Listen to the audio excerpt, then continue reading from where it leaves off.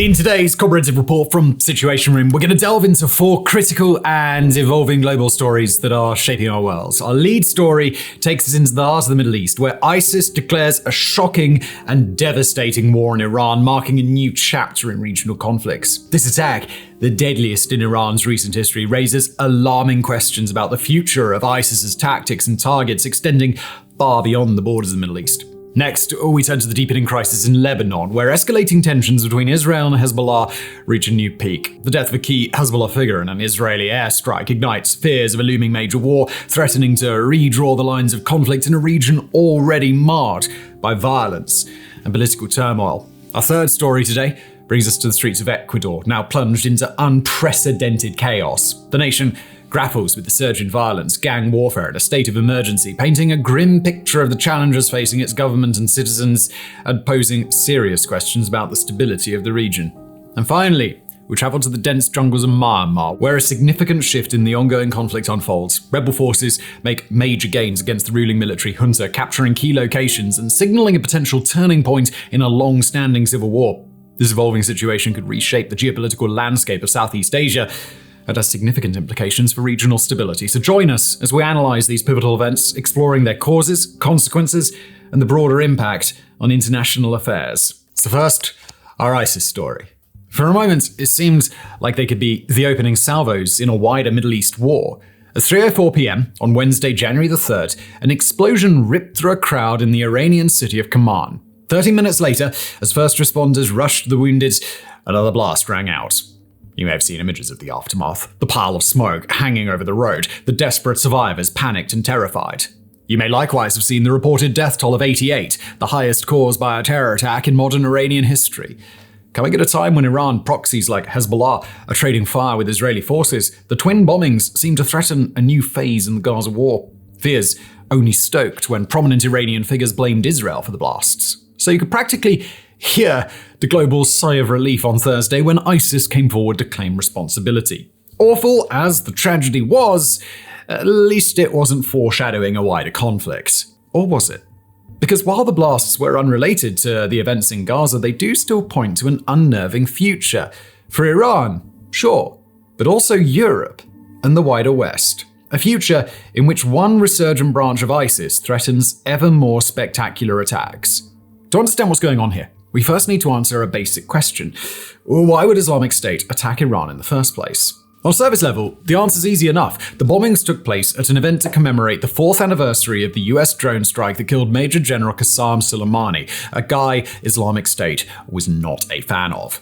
As head of the elite Quds force, Soleimani was the man in charge of propping up Tehran's ally Bashar al-Assad during the Syrian civil war. While that meant he worked against American interests, hence the deadly drone strike, it also meant he was a driving force behind the defeat of ISIS. According to the New York Times, the general played, quote, a crucial role in the military defeat in Syria and Iraq of the Islamic State.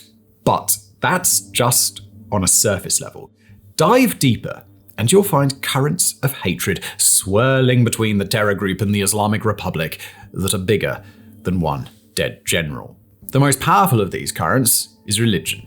As the most extreme group of Sunni extremists on the planet, ISIS believe, 1, that all other branches of Islam are heretical, and 2, that they have a divine mission to kill all heretics. Nowhere is this truer than with the Shiites, who split from the Sunnis in the 7th century schism. Ever since the 1979 revolution, Iran has been the world's premier Shiite power, naturally making it something of a target, one that ISIS had already hit before. Since 2017, the terror group has launched repeated attacks on the Islamic Republic, attacks that have targeted not just Shia shrines and military parades, but also the parliament, and even the mausoleum of Ayatollah Ruhollah Khomeini. In one sense, then, last week's attack was simply the climax of a long campaign, the bloody cherry atop a cake baked from weapons-grade hate. But climax implies the end of something, like a full stop ending a sentence. Sadly, it seems ISIS have no intention of ending this campaign. Writing on Telegram in the aftermath, the group announced that more attacks were planned. The twin blasts marked the beginning of our war. A war likely to be waged not just against Iran, but against all the countries in the historical region this branch of ISIS is named for, Greater Khorasan. Now, if you've never heard of Greater Khorasan, don't worry, it's not particularly well known outside of jihadist and hardcore history nerd circles. According to El País, Greater Khorasan, quote, in jihadist terminology, refers to the historical region that includes present-day Afghanistan, eastern Iran, and parts of Tajikistan, Turkmenistan, and Uzbekistan. It's this region that Islamic State Khorasan, better known as ISIS-K, lays claim to. And while we've so far been discussing their attacks on Iran, the group's origins and main goal lies to the east in another country under a hardline Islamic regime. We're talking, of course, about Afghanistan. Back in 2015, when the American occupation was still going strong, a few dozen hardline Sunni Afghans joined up with some Pakistani extremists to found ISIS-K. Initially one of the Islamic State's least impressive franchises, the group got a boost when it merged with an Uzbek organization. By 2019, it had peaked, with as many as 4,000 fighters. Ironically, 2019 was the year ISIS as a whole suffered its most serious blow when its caliphate was finally destroyed in Syria and Iraq. Yet ISIS-K didn't just survive the destruction of the mothership, but managed to thrive. Soon the group had cells operating in Kabul and was active in regions as diverse as Herat, bordering Iran, and Balkh, up near Uzbekistan. They also had a new number one enemy, the Taliban. Given the Taliban are themselves hardline Sunni extremists, the enmity between the two groups might seem a little surprising. Yet there's no doubt that it's real. ISIS-K are the ones who bombed Kabul airport during the 2021 evacuation, killing perhaps 170 civilians and 13 American soldiers. In 2023, they attacked the Taliban's foreign ministry. To say these two groups hate one another is a little like saying Rangers and Celtic fans don't exactly see eye to eye. Recently, though, the rivalry has seen the Taliban gain the upper hand. Describing the situation, independent jihadism researcher Abdul Syed told El País that in 2023, quote, the Taliban eliminated more than a dozen key ISIS-K commanders, leading to a drastic reduction in their attacks in Afghanistan. So, what does all of this have to do with bombings inside Iran? Well, it's simple. Lacking the manpower to launch frequent military-style attacks, ISIS-K have switched to a tactic of infrequent but spectacular suicide bombings. And with Afghanistan harder than ever to operate in, they've also turned to more convenient targets. The most convenient of which is Iran. Many ISIS-K members speak Persian, Iran's official language. They also have a deep pool of marginalized Sunni Iranians to draw on. The Middle East Institute noted as far back as fall of 2022 how, quote, officials in Tehran are concerned about ISIS's ability to recruit among Iranian Sunnis. Targeting Iran also helps the group achieve its aims of undermining the Taliban's Afghan state. Desperate to secure an economic lifeline amid crippling sanctions, the Taliban have been awkwardly trying to patch things up with Iran, a country it has an active and occasionally violent water rights dispute with. Indeed, just the day before the ISIS-K bombings, Taliban Foreign Minister Amir Khan Muttaqi was on a diplomatic visit to Iran. Speaking to the Wall Street Journal, Abdul Syed highlighted how, quote, ISIS-K aims to use attacks to sink ties between Tehran and Kabul, already an uneasy relationship. It would create significant political pressure on the Taliban. In other words, the terror group may have felt they were looking at a 2-for-1 deal. A chance to kill Shiite apostates while also undermining the economic and diplomatic goals of their Afghan rivals. Yet there's another wrinkle to this story, one that ties in to the Middle East's current crisis in Gaza, one that makes it both stranger and potentially more combustible. The fact that Tehran continues to blame the bombings not on ISIS-K, but on Israel. Specifically, on Israel and the United States. At a ceremony honoring the bombing victims last Friday, President Ibrahim Raisi named both America and Israel as the perpetrators and said Iran would retaliate. The news agency of the Revolutionary Guards even went so far as to declare, quote, Israel ordered ISIS to take responsibility for the attack. Now, to be clear, there's roughly a 0% chance that anyone in any real position of power in Iran believes this nonsense. There's just too much intelligence pointing to ISIS-K, and also the fact that they said they did it, for any other theory to make sense. That's a pattern of behavior we've seen from Iran before. When ISIS bombed Ayatollah Khomeini's mausoleum in 2017, the Islamic Revolutionary Guard Corps deputy commander declared of the violence that, quote, the joint Saudi-Israel-US project was aimed at striking a blow at Iran's political and security power. Yet when it came time for vengeance, it wasn't Riyadh or Tel Aviv or Washington that Tehran targeted, but ISIS positions in Syria. As the Atlantic Council has noted, after ISIS attacks, there is a pattern in the Islamic Republic of publicly blaming the United States and its allies while focusing its kinetic retaliation on ISIS itself. So, well, why go through the ridiculous charade? Why was the head of the Iranian army still blaming Israel on Tuesday, 5 days after ISIS-K claimed responsibility? Well, that's because no matter what Iran's leaders think in private, pinning the attacks on Israel still makes for pretty excellent propaganda. Ever since ISIS first seized swathes of Iraq in 2014, Tehran has insisted Mossad, the CIA, and their various allies were behind it. According to the Atlantic Council, quote, Iran's supreme leader, Ayatollah Ali Khamenei himself, maintained publicly that wicked Britain and the United States had created the terror organization. The upside to all of this is that it is extremely unlikely Tehran will attack Israeli or American assets in revenge. With his regime already weakened by mass protests and a prolonged economic crisis, the last thing Khamenei wants is to be dragged into a war with the United States. The downside is that this propaganda will work in some places. With feelings against Israel's conduct in the Gaza war already running high in the Middle East, the claim that Mossad mass murdered civilians in Iran is going to find easy takers. Still, for those living outside the region, the main takeaway from the bombings may not be their influence on the Gaza war or even on the relationship between Iran and the Taliban. Rather, these bombings may be most important for what they say about ISIS. Over the last few years, the terror group's relevance has been in steep decline. In August, CBC reports that the US National Counterterrorism Center declared that, quote, the threat posed by Islamic State and Al-Qaeda is at a low point. The BBC, meanwhile, has calculated that attacks claimed by all ISIS branches combined fell below 1,000 for the first time, a drop of 53% compared to 2022. In former strongholds like Syria, Iraq, and Libya, the group's territorial ambitions lie in ruins. Yet as the attack on Iran shows, for all the center may be weakening, there are still Islamic State branches with the means and ambition to cause large-scale carnage. This is true not just in the Middle East, but also in Europe. The Wall Street Journal reports that ISIS-K plots have recently been disrupted in Germany and the Netherlands, and while the group has yet to successfully commit atrocities on the continent, it certainly hopes to do so. And then there's the growth of other ISIS franchises in West Africa, in the Sahel region. As the Sahel region slips into chaos, ISIS affiliates have taken over as much territory as they once held in Iraq and Syria. The longer they're allowed to fester, the greater the chances of violent spillover. ISIS-K's attack on Iran, then, may be a one-off, a tragic but contained atrocity, or it may be the beginning of something larger, the opening salvo in a war that could affect countries across the Middle East and beyond.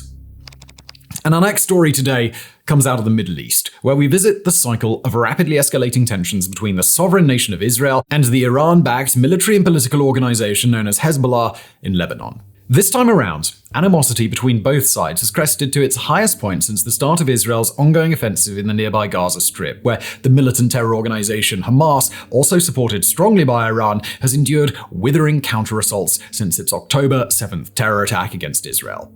The reason for yet another escalation is the recent death of one Wissam Tawil. Age 48 at the time of his death, Tawil was a senior leader within Hezbollah's elite Radwan force, a special operations unit that specializes in raids, ambushes, assassinations, or other operations that require deep infiltration into hostile territory. After cutting their teeth in Syria over the course of several years, attempting to influence the course of the civil war there, the Radwan force are as close to a proper commando force as Hezbollah has to offer. In recent months, it's been the primary aggressor in Hezbollah's half of the low-grade skirmishes that have marked Israel's northern border. Wissam Tawil, in particular, was a commander within the Radwan group who, 18 years ago, was part of the effort to start a 2006 war with Israel. During the 2010s, Tawil fought in the Syrian civil war and was in charge of coordinating Radwan's operations with the Syrian military in a shared war front against the Islamic State. He's believed to have close ties to Qasem Soleimani, the now-deceased former leader of Iran's elite Quds force, and he was known up and down the Hezbollah command structure as one of the organization's long-time best and brightest. That is, Wissam Tawil was one of Hezbollah's best and brightest until he was killed by an Israeli airstrike on his SUV on January the 8th, 2024. The strike took place in Tawil's own hometown, the village of Kirbet Salem, about 10 kilometers from the Israeli border. When he died, he immediately became the highest-level Hezbollah casualty by far of Hezbollah's ongoing conflict with Israel. In the most recent stretch of violence, about 130 Hezbollah fighters have been killed, while Radwan and other Hezbollah forces have fired rockets into Israel and endured airstrikes and artillery barrages in response.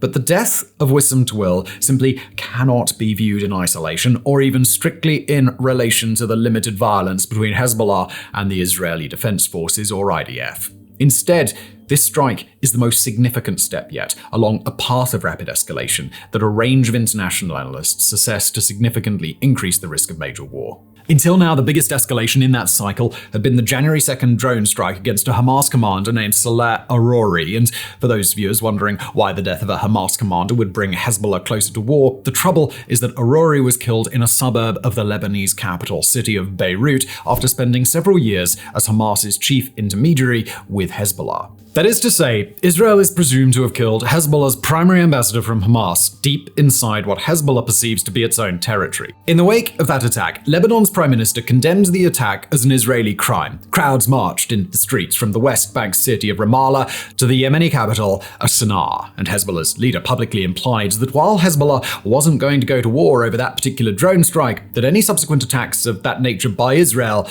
would make war inevitable. And now, well, an attack of that exact type that Hezbollah warned Israel against has now taken place, not far from the Israeli border, but certainly far enough to be perceived as a strike into Lebanese territory, rather than into an active conflict zone. In the immediate aftermath of the attack, Hezbollah's response was telling. The images of Tawil that they chose to circulate showed him standing alongside Hezbollah Secretary General Hassan Nasrallah, the person who functionally leads the entire organization, as well as a prominent military commander who was killed in Syria in 2008, one Imad Moghadani. If that wasn't enough, they also circulated pictures in which Tawil was seated next to Qassam Soleimani, the aforementioned Quds Force leader killed in an American drone strike in 2020, who's since been made into a martyr across large parts of Iran's international network of proxy forces. The subtext is clear. Wissam Tawil wasn't just some nobody. He really meant something to Hezbollah and the people who believe in their mission. And he is, or was, of a value to Hezbollah that went well beyond his work as a foot soldier. Militarily, Hezbollah was bound to respond, both by doctrine and by precedence. Hezbollah had retaliated by launching an attack against an important Israeli observation post, hitting it with 62 rockets and causing damage to the infrastructure there. This time, the response came by way of explosive drones launched against an IDF base, one that had not previously been targeted by Hezbollah. The group's own deputy leader took to the airwaves after the retaliatory strike and stated that Hezbollah does not wish to, quote, initiate total war, but if Israel decides to wage total war on us, then we in the field will respond with total war without hesitation and with all we have. When contrasted with Hezbollah's prior statements, it's clear that this isn't entirely bluster.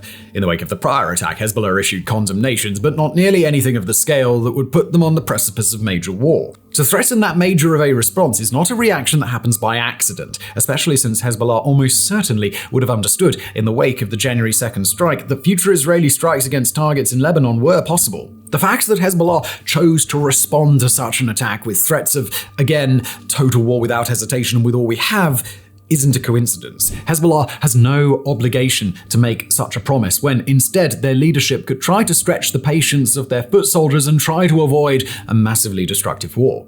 That sort of avoidance doesn't appear to be on the cards for Hezbollah right now. And in the event that Hezbollah really does believe it's on the precipice of major war, we've got to acknowledge here that a significant portion of the Lebanese public appears to be open to that outcome. In the days following Wissam Tawil's death, Lebanese mourners took to the streets in their thousands to march his coffin through the streets of his village. At the same time, the tens of thousands of people already displaced in southern Lebanon are likely to add hundreds or even thousands more to their number as the possibility of Israeli strikes further from the border becomes a greater and greater possibility. The blame for these strikes likely won't shift onto Hezbollah, at least not among the local population, who are far more predisposed in general towards supporting Hezbollah and condemning Israel. Speaking of Israel, the IDF is believed to have killed several Hezbollah fighters in an airstrike on the same day that Hezbollah launched its retaliatory attack on the IDF base. That airstrike came against the town of Gandaria, over 20 kilometers north of the Israeli border. Whether the fighters killed in the attack were mere foot soldiers or the elite of the Hezbollah elite may matter less for the local civilians than the simple reality that airstrikes will now be impacting farther north than they had done previously.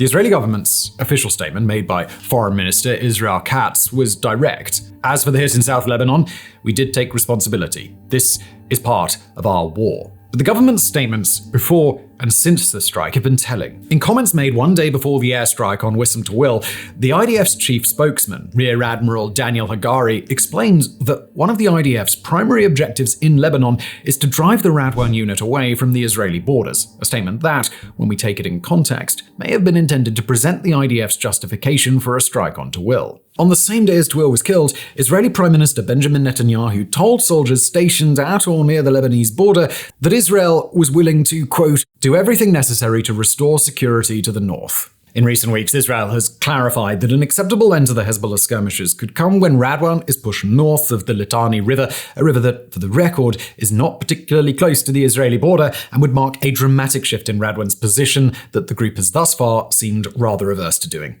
But if Radwan refuses to go peacefully, that could be a major problem. According to those same statements, Israel is willing to see those forces move either as a byproduct of a diplomatic agreement or as the result of a major military offensive.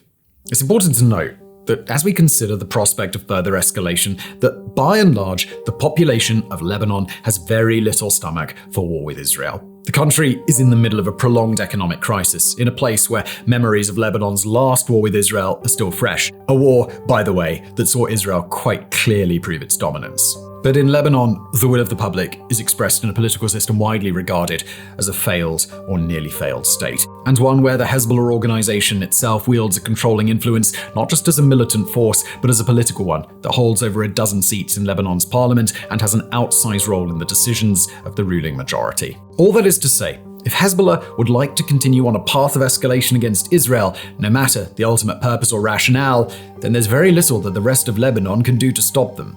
What the rest of Lebanon will have to do is react to a new war front on their own land, devastating their own homes, placing their own bodies in the crossfire, in which they're likely to be forced into taking sides regardless of their preference not to be at war at all. And in Israel, while the prospect of a large-scale offensive against Hezbollah doesn't have broad public support, it's been on the minds of many senior leaders for months. As the IDF Chief of Staff, Lieutenant General Herzl Halevi, once said before the strikes on Tawil, we'll create a completely different reality or we'll get to another war. Whether Israel would ultimately win in a head-to-head confrontation with Hezbollah or even with the entire nation of Lebanon really isn't in doubt. Instead, the key question is whether Israel is really willing to open another war front, prosecute another offensive when its current offensive into Gaza has drawn global condemnation, and put the lives of more Israelis at risk in the process. As for how they'll answer that question, we'll refer again to Bibi Netanyahu himself. Hezbollah made a big mistake with us in 2006, and it is also doing so now. It thought that we were like spiders' cobwebs. Suddenly it sees what kind of spider. It sees great force here, the unity of the people, the determination to do everything necessary to restore security to the north. Of course, we prefer this be done without a wide-ranging campaign, but that will not stop us. As always, we conclude these reports on escalation between Israel and Hezbollah with a clear nod to the implications of a broader escalation between Israel and the Iran-backed network of proxy forces across the Middle East. Hamas is part of that network. Hamas-led and other elements in the occupied West Bank territory are part of that network. Hezbollah is a part of that network. And so are Yemen's Houthi rebels, a patchwork of militias in Iraq and Syria, the current Syrian regime, and of course, Iran itself. Israel's clear willingness to begin a major offensive against Hamas, as Israeli Defense Minister Yoav Gallant said, to copy-paste its operation in Gaza against Hezbollah and even Beirut if necessary, is not just a willingness to go after a second, less armed, less equipped non-state actor. It's a willingness to begin a major offensive that risks metastasizing very quickly, bringing in other non-state actors, entire foreign governments, and potentially even prompting a realignment of loyalties across the Middle East by nations that were previously neutral on or even adversarial toward Iran's network of proxies. An Israeli offensive against Hezbollah, and in practice against Lebanon on Lebanese territory, rewrites all the rules at a time when the Middle East seems to sit on a hair trigger, even more so than usual. Whether those final steps of escalation do happen, as they seem to be on course to, then it will come down to the Israeli government to decide whether or not the ultimate result will be major war and all the pain, catastrophe, and unpredictable ramifications that follow with it. If they make the choice to invade, then it's highly unlikely that Hezbollah would just roll over for them. Anything less, and Israel and Lebanon will be at war yet again. And now we turn our attention to Ecuador. Bombs exploding in major cities, looters on the streets of the capital as vehicles are set ablaze, gunmen attempting to storm universities and hospitals. The scenes that played out on the streets of Ecuador earlier this week were the very definition of chaos. An outpouring of violence so intense, so unexpected, it seemed to rattle the entire world. On Monday, riots broke out in at least 6 prisons, leading to over 100 guards being taken hostage by inmates. Videos circulating on WhatsApp appeared to show some of them being lynched, accompanied by warnings that the army should not get involved. By Tuesday, the violence had spread to the wider nation. Gunfire and explosions were reported in multiple regions, with at least 8 people reported killed in the port city of Guayaquil. Elsewhere, 2 police officers were murdered, another 7 were kidnapped. But it was what happened at TC Television that really got the planet's attention. During a live broadcast, gunmen rushed into the studio. As the nation watched in horror, hostages were taken, and a chilling message was delivered about messing with the mafias. Although the police eventually managed to subdue all the attackers and rescue the hostages, it was clear there was no going back. As the government compound in Quito was evacuated, Ecuador's new president, Daniel Noboa, announced the nation was in a state of internal armed conflict and instructed the military to neutralize the threat. 22 gangs the government has now designated terrorist organizations. The announcement followed one on Monday that placed the Andean nation of around 18 million under a state of emergency.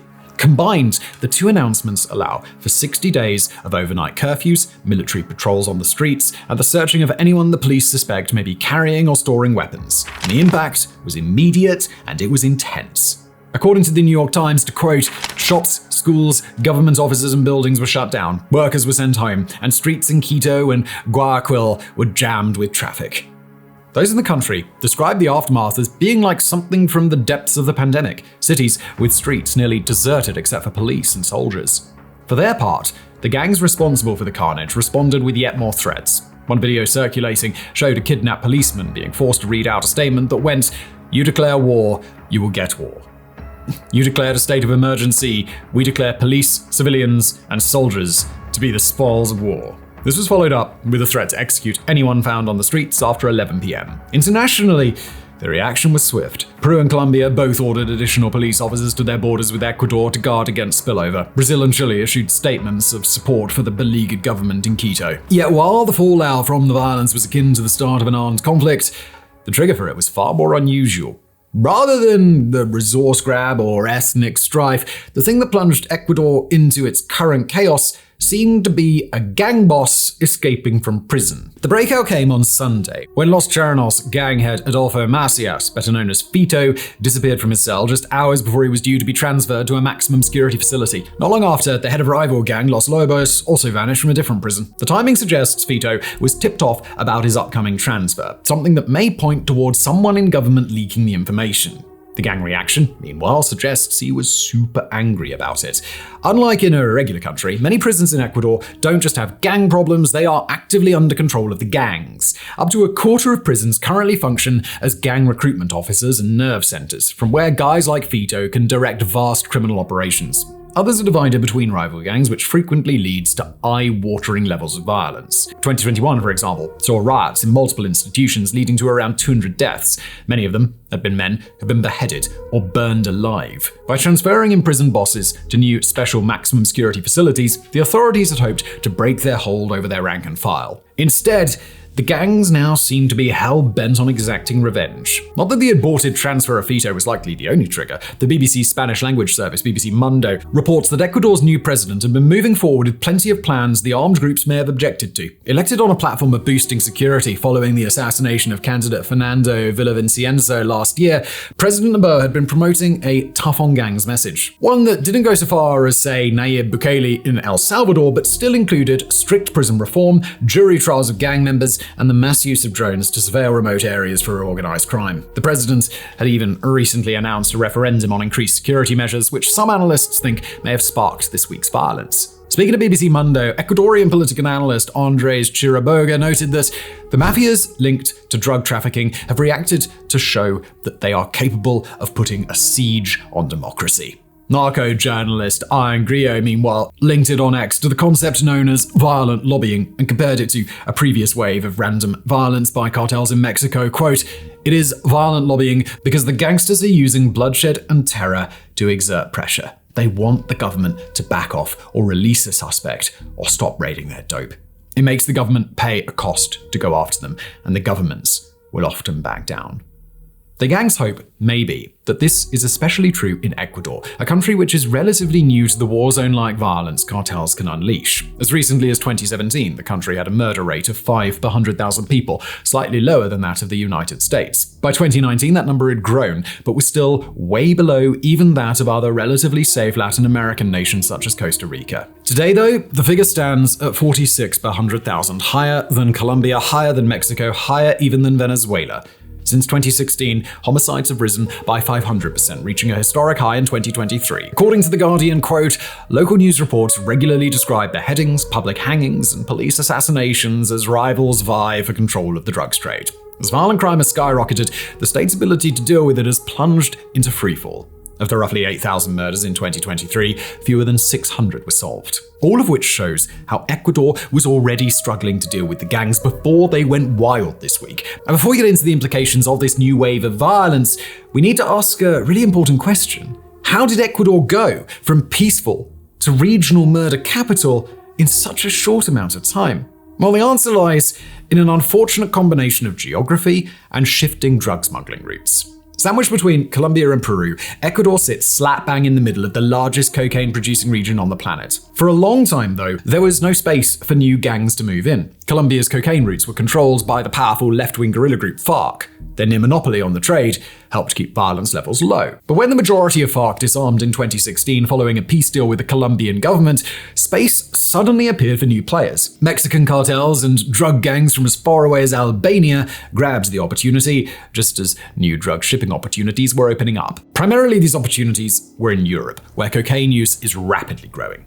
To meet that demand, the gangs that replaced FARC were forced to get creative. It's here that Ecuador came in. As a coastal nation, Ecuador is embedded into global shipping routes. More than 1 million containers leave its ports each year for America, Asia, and Europe, the vast majority of them carrying bananas. Because of the country's lack of experience with serious cartels, security at those ports is far lower than in Colombia. The BBC noted, Ecuador, with its large ports on the Pacific coast and limited experience in dealing with crime gangs, soon became an attractive transit country for their drug shipments.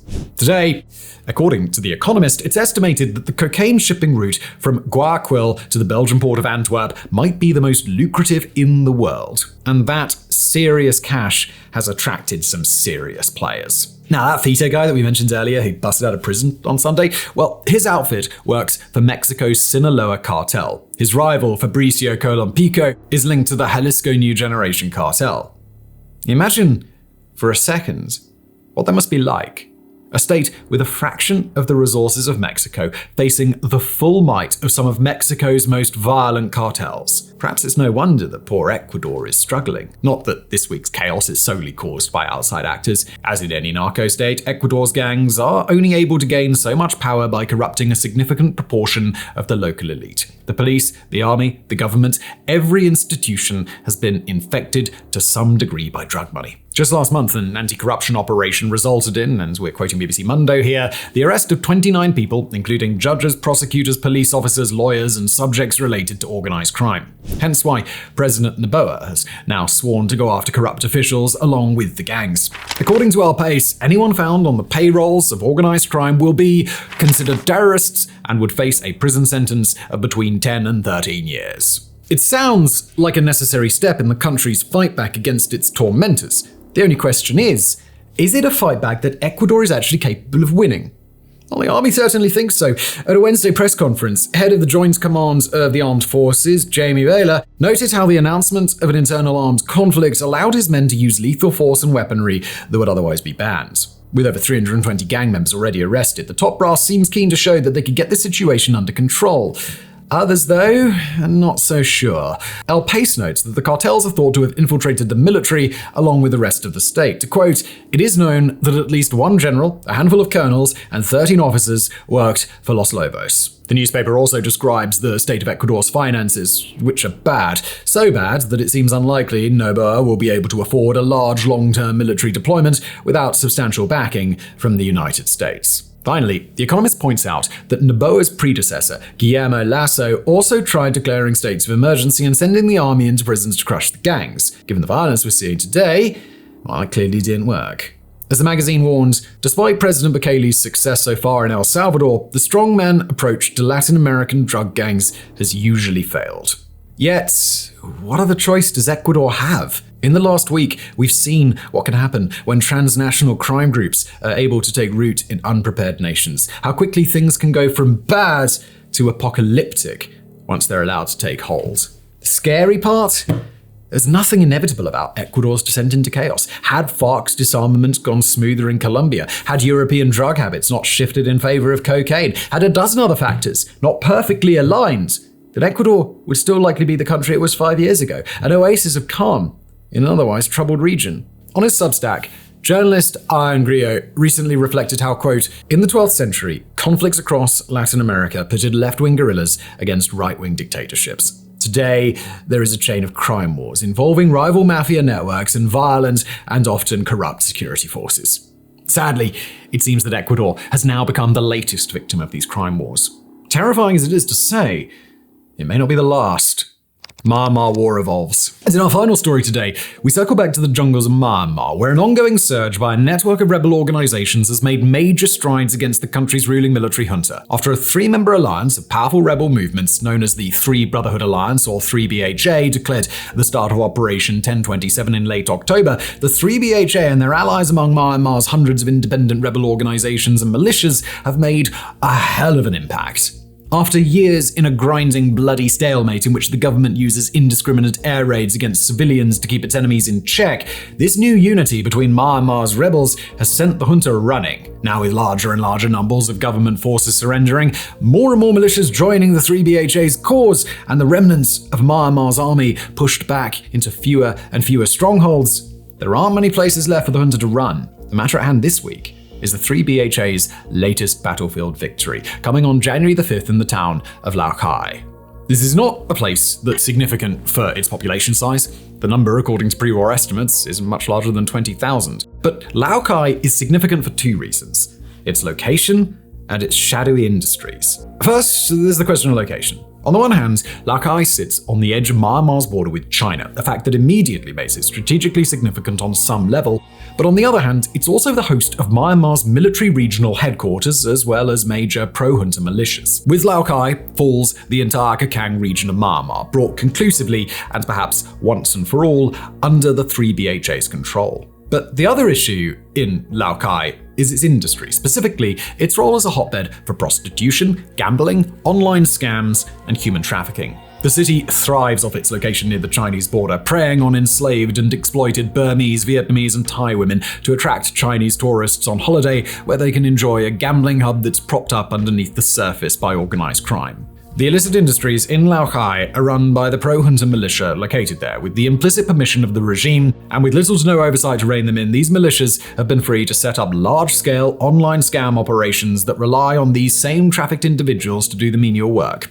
China's presence here doesn't just come by the way of Lao Cai's paying customers. The heads of the city's criminal organizations typically either share close ties to Chinese gangsters or are Chinese gangsters themselves.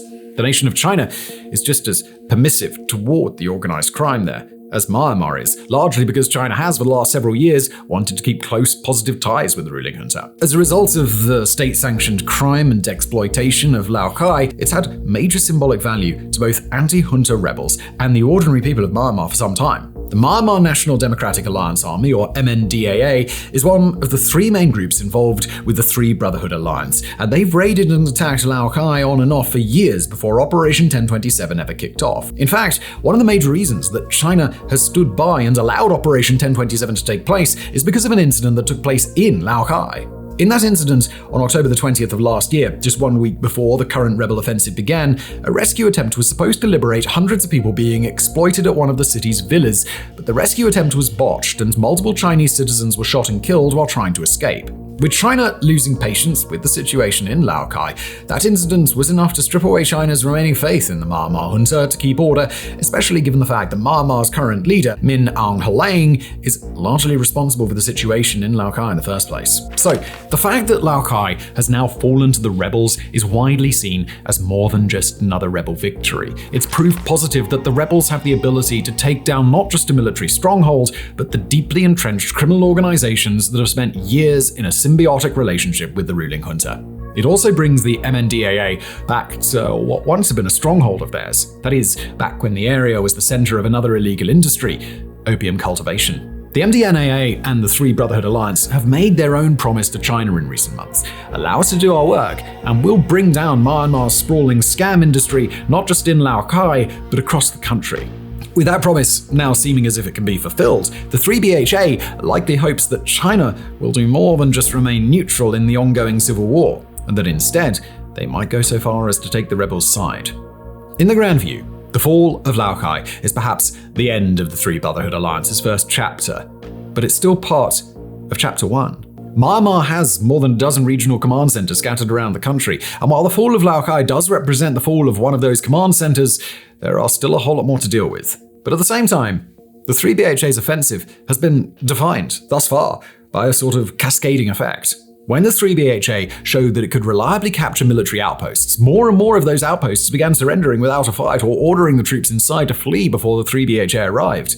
When the 3BHA proved that they could take and hold villages in the countryside, the military lost its will to try and defend them, pulling back to strongholds, like what Laogai was supposed to be. By bringing down a regional command center, the 3BHA continues to climb that same ladder. And if the pattern holds, the military will, in turn, lose its appetite to defend similar command centers in the future.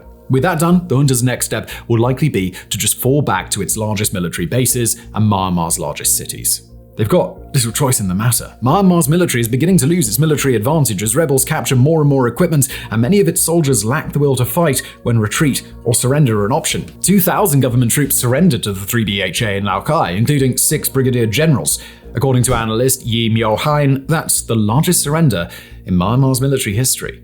The landmark victory for the rebels doesn't come without its caveats. The MNDAA's drive to retake Laogai is the culmination of a long revenge arc for the group, an objective that's been able to motivate the group to take major risks, stomach heavy casualties at times, and keep up the fight. To that end, they've brought down hundreds of military targets, captured 5 border crossings with China, and raided over 300 cyber scam operations. It seems rather unlikely that the organization would take this opportunity to bow out of the fight, but it's an open question as to whether the group will be as motivated as its 2 main allies to take the fight outside of Shan State, where the bulk of the fighting has taken place so far. The 3BHA has been more than clear that it intends to continue opposing the military junta indefinitely, but it could just as easily fulfill that goal by transitioning to autonomous self-rule of the territory they already control. What the 3BHA and Myanmar's other rebel groups will ultimately decide, we won't know until we see it happen. Across the border, China has not yet changed its posture in response to the fall of Laogai. In recent weeks, China has attempted to keep its relations with both the junta and the Three Brotherhood Alliance, even despite signs that the 3BHA would fulfill their promise to deal with the organized crime issues that have ruined the lives of thousands of Chinese nationals. In fact, China has been focused recently on negotiating a ceasefire in an initiative that might grow more forceful in the coming weeks, since such a ceasefire would no longer take the pressure off of criminal gangs that the junta was previously keeping safe.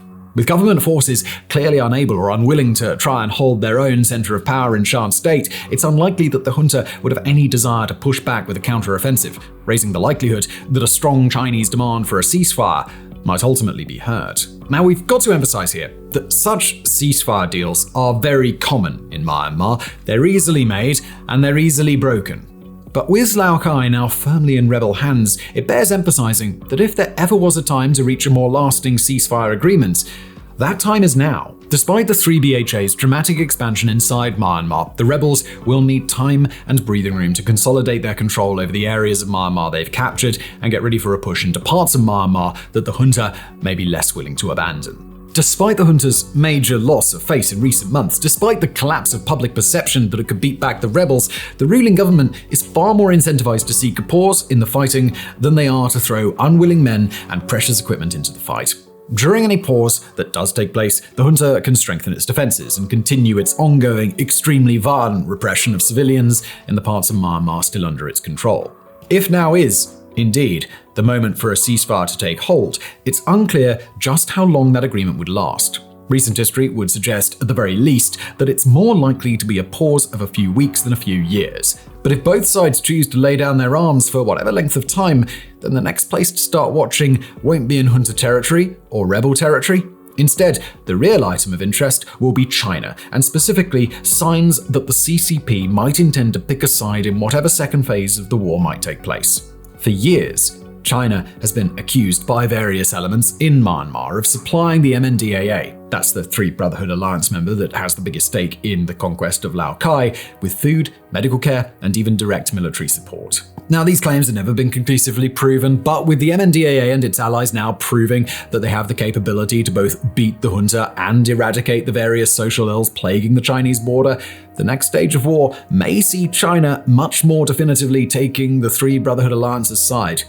The alliance have the backing of the civilian population in the areas they control. They're represented by an unofficial unity government. They're supported around the world as a largely pro-democracy force. And the history of some of these rebel groups, including the MNDAA as criminal organizations in their own right, has now either been forgotten or brushed off as bygones. Add to that the fact that China and the 3BHA now share a whole lot of border territory, and the potential for the 3BHA to become a Chinese partner or even a Chinese proxy is higher than ever.